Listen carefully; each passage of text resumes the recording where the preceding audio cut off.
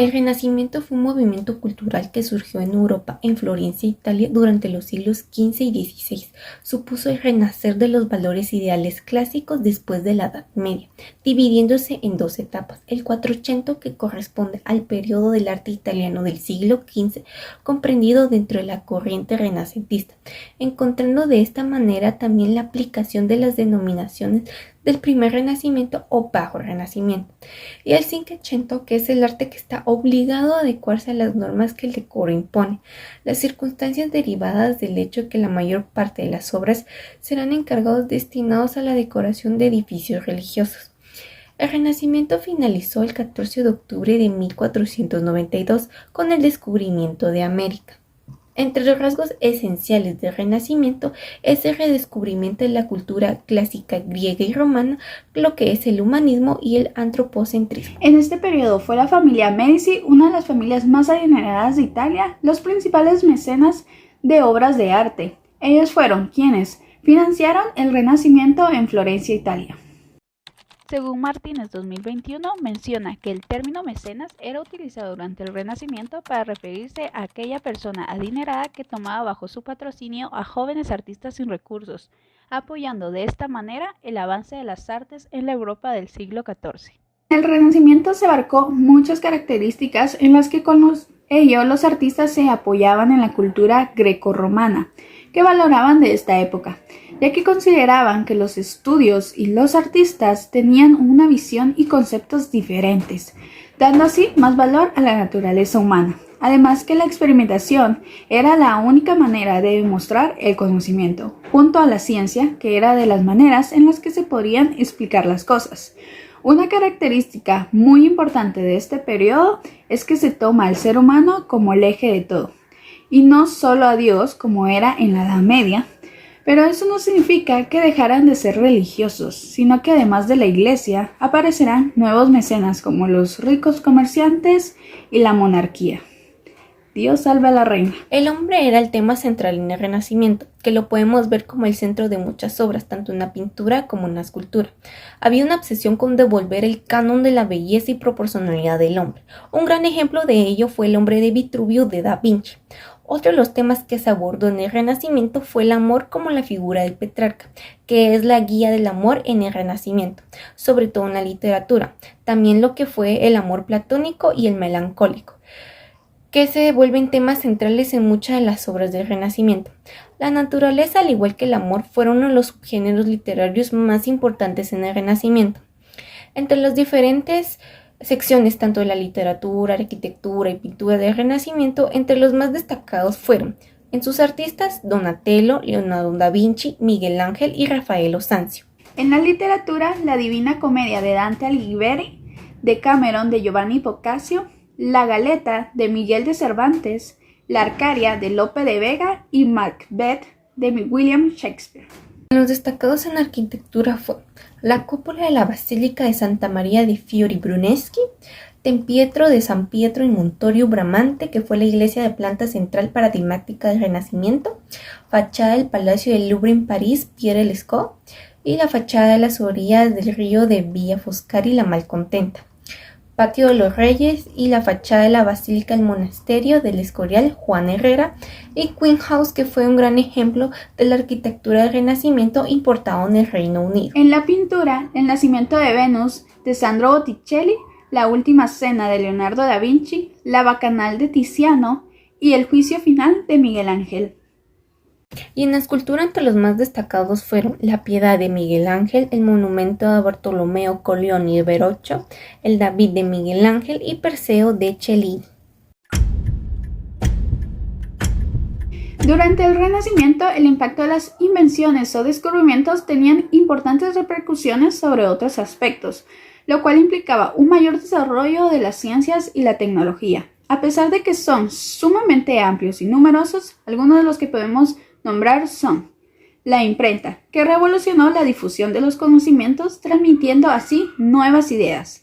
El alemán Juan de Gutenberg fue el genio detrás de este invento. Difundió la impresión del primer libro, que en este caso fue la Biblia. La brújula, este fue uno de los inventos chinos también como el papel y la pólvora. Telescopio de Galileo. Galileo Galilei perfeccionó el telescopio, permitiendo una observación con un aumento de 30 veces. Las armas como lo son el arcabuz y las bombardas, con las armas de fuego nació la artillería y decayó la caballería. Las armas de fuego impulsaron una nueva industria que estimuló y facilitó las grandes conquistas ultramarinas. Los tornillos tanto aéreo y planeador, el genio inventor de esto fue Leonardo da Vinci. Él inventó el planeador como una especie de aeroplano sin motor que volaba sosteniendo por las corrientes de aire, porque Leonardo da Vinci fue tanto un gran pintor como un inventor del Renacimiento, y obviamente no podría faltar la pintura, que fue la máxima expresión artística del Renacimiento. Se comenzó pintando retratos de personajes de la nobleza, resaltando sus características individuales, y en estas se empezó a utilizar la perspectiva y el delineamiento en los dibujos.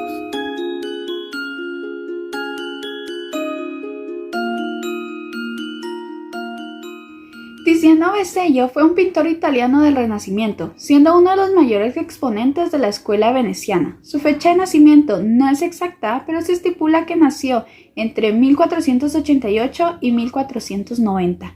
Murió el 27 de agosto de 1576 en Venecia. Se casó en 1525 y tuvo 4 hijos.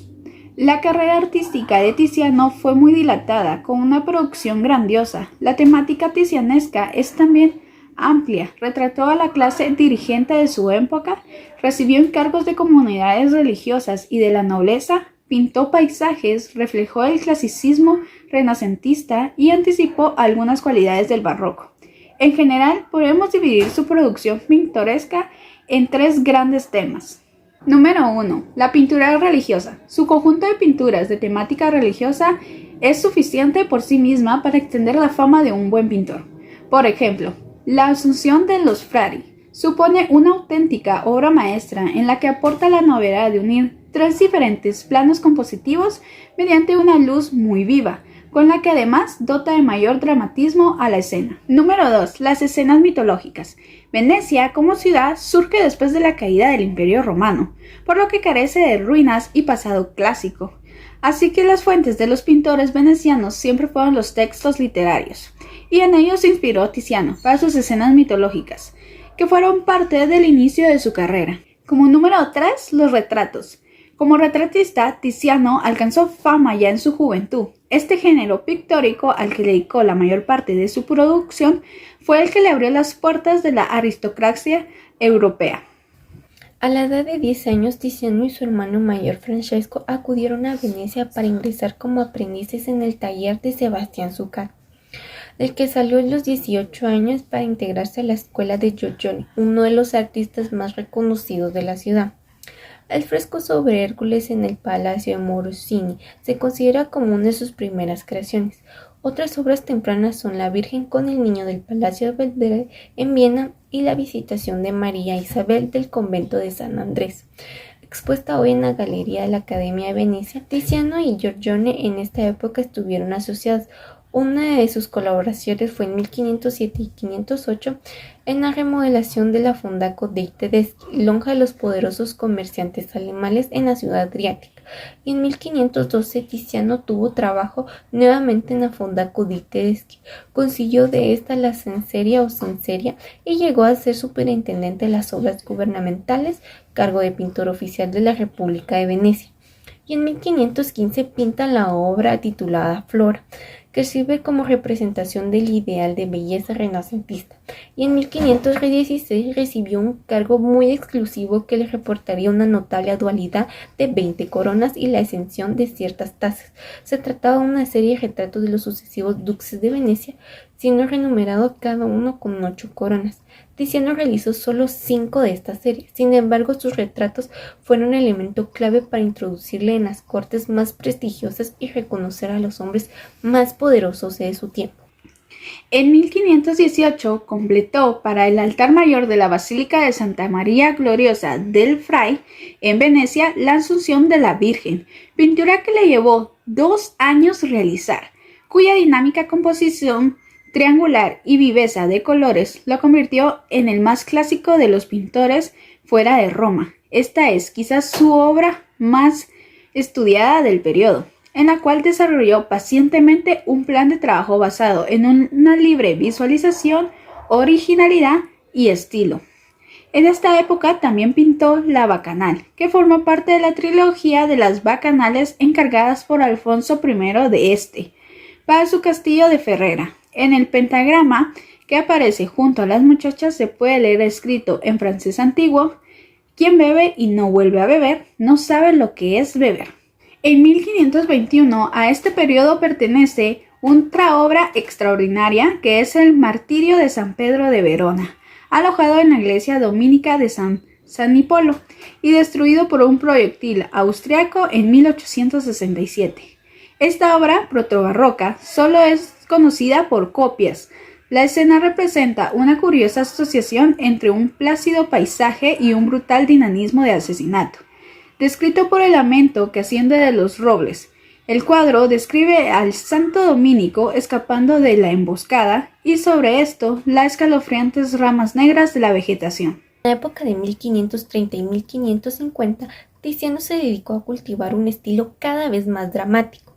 En este momento pintó la batalla Cadore, una escena histórica la más característica de las obras tizianescas, perdidas o mutiladas. El artista se esforzó por plasmar magistralmente el movimiento de tumulto, en su representación más violenta del heroísmo.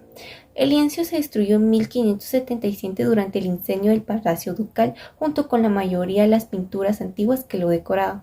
Solo existe una copia de esta que solo se encuentra en la Galería Uffizi. En 1530 pudo pintar a Carlos I de España, que se había desplazado a Bolonia con motivos de su coronación imperial como Carlos V. El emperador le pagó solamente un ducato por el retrato, al que añadió 150 más de su bolsa el propio duque Federico II Gonzaga. Años después, pintó por segunda vez al emperador Carlos, recibiendo esta vez un pago auténticamente regio e iniciando una de las relaciones más sólidas entre un artista y un comitente, que duraría más de un cuarto de siglo.